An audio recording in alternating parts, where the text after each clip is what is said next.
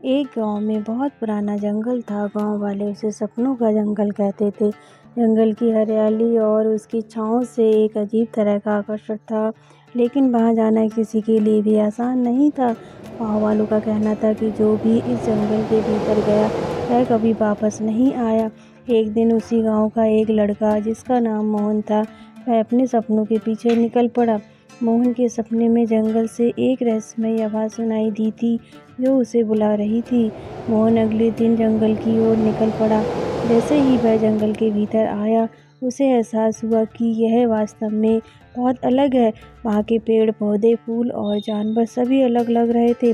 पेड़ों की छाँव में झरने बह रहे थे, पक्षी सुरीली आवाज़ें निकाल रहे थे जो पहले कभी नहीं सुनी थी। जंगल में एक पीपल का पेड़ था। पेड़ की छाँव में सुंदर परियां थीं। एक परी ने मोहन को देखा और कहा, तुम्हें यहाँ आने का साहस किसने दिया?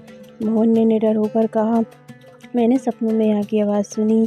परी ने उसकी बात सुनकर कहा, सपनों का जंगल सिर्फ उन लोगों के लिए खुलता है जो वास्तव में उसके रहस्यों को समझने की चाह रखते हैं। मोहन ने कहा, मैं तैयार हूँ, बताइए मुझे क्या करना है। परी ने एक चमकदार दर्पण की ओर इशारा किया, जो पीपल के पेड़ की जड़ों के बीच रखा हुआ था।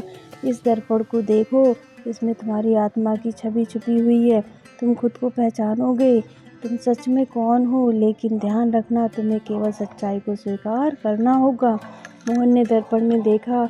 वहाँ अपनी छवि नहीं, बल्कि विभिन्न भावनाएं और स्वरूप देखे। हर भावनात्मक दृश्य में उसे अपनी वास्तविकता समझने में मदद मिल रही थी। उसे महसूस किया कि उसके अंदर एक मजबूत आत्मा है। दर्पण में दिखाई देने वाली छवि ने उसे अपने भीतर की शक्ति को पहचानने में मदद की। तब दर्पण की छवि धुंधली हो गई और एक नया मार्ग प्रकट हुआ। जंगल की गहराइयों में एक जगह थी, जहाँ एक बड़े और पुराने पत्थर की संरचना के चारों ओर अजीब तरीके की ऊर्जा महसूस हो रही थी। मोहन ने वहां जाकर देखा कि यह संरचना एक प्राचीन मानचित्र का हिस्सा थी। मानचित्र में जंगल के हर हिस्से की जानकारी थी, लेकिन सबसे महत्वपूर्ण था एक छुपा हुआ खजाना, जो जंगल के दिल में कहीं स्थित था।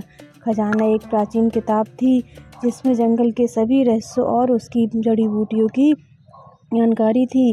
किताब ने मोहन को बताया कि जंगल की शक्ति उसकी सच्चाई से है। उसे इस किताब को अपने गांव में लाकर गांव वालों के साथ साझा करने का आदेश मिला, ताकि सब लोग इस जंगल की महिमा और शक्तियों को जान सकें। लड़के ने उस किताब को लेकर गांव लौटते हुए अपने अनुभवों को सबके साथ साझा किया। गांव वाले हैरान रह गए और जंगल के प्रति उनका सम्मान और भी बढ़ गया। इस तरह लड़के ने सपनों के जंगल को उजागर कर दिया और गांव वालों के लिए एक नई शुरुआत की। जंगल अब केवल एक रहस्यमयी जगह नहीं रहा, बल्कि ज्ञान और समझ का स्रोत बन गया। इस प्रकार मोहन की बहादुरी और सच्चाई ने जंगल को न केवल गांव वालों के लिए, बल्कि सभी के लिए एक महत्वपूर्ण स्थान बना दिया।